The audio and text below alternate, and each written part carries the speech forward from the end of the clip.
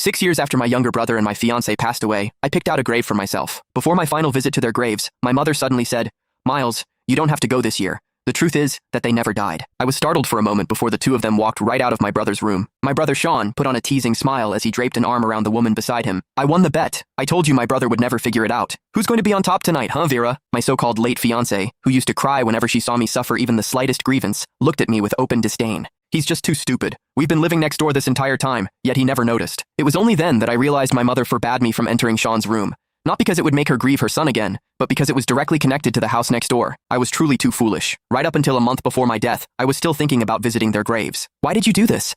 I suppressed the trembling in my body, asking Vera with red-rimmed eyes. After so many years, she was no longer gentle and sweet. Her gaze was cold and detached.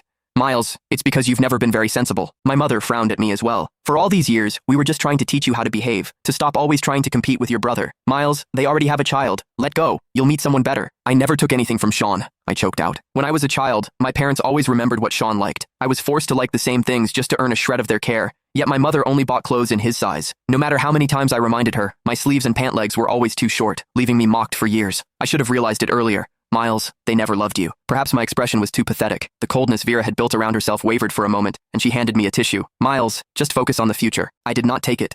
Sean put on a guilty act beside her. "Miles, I'm sorry. Vera and I haven't registered our marriage yet. I'll give her back to you." Suddenly, my mother raised her hand and slapped me. Hot pain flared across my face. I looked at her in disbelief, her voice cutting through the air.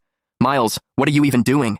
Vera is already pregnant. Do you want that child to be born a disgrace like you?" I froze, my heart stopping. I was the child my mother had before marriage, the tool used to force my father into wedlock, representing nothing but shame. I thought if I studied hard, stayed perfect, and never caused trouble, they might love me.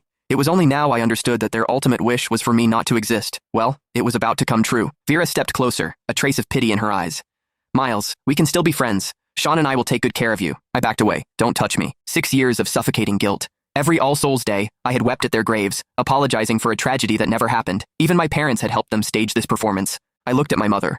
"The room you said I wasn't allowed to enter because it would be too painful. It connects directly to the house next door, doesn't it?" My mother's eyes flickered, but she nodded stiffly. "So what if it is? We did it so you could let go completely and live your life properly." "Live my life properly?" I let out a cold, sorrowful laugh.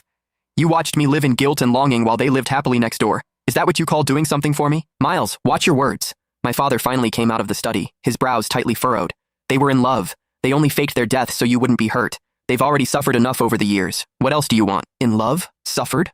The words pierced straight through my chest. At that moment, a notification popped up on my phone. My cemetery reservation was confirmed.